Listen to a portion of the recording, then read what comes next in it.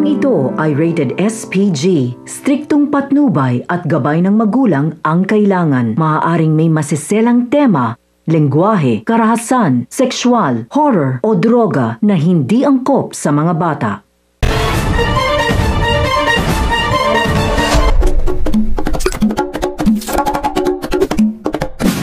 Labis-labis nga ang pag-aalala ni Lola Tinding ni Tanggol matapos niyang mabalitaan na napaaway na naman ito sa court. Sinabi naman ni Tess na hayaan na umano nang sa gayon ay matuto ito. Giit naman ni Noy na mas matakot siya sa kanyang tatay Rigor dahil paniguradong makakatikim ito sa oras ng karating kay Rigor ang pakikipagbasag ulo ni Tanggol. Sinundan naman ni Tanggol si Mokang para ihatid ito dahil nakadami daw yata siya ngayon. Pabirong tanong naman ni Mokang kung sa snatch ba o nakaw galing ang pera nito. Sa kabilang banda naman ay muling nagkaroon ng dalaw si Ramon sa bilibid at ito nga ay ang kanyang ama na si Don Julio Montenegro.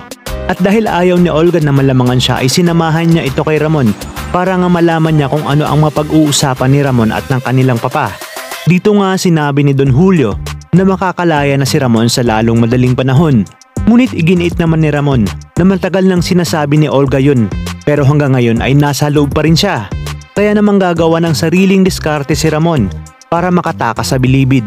At sa oras na makatakas ito, ano kaya ang gagawin niya kay Rigor sa oras na makita niyang binububog nito ang kanyang nag-iisang anak na si Tanggol? Yan ang mga dapat nating pakaabangan dito lang sa FPJ's Batang Quiapo.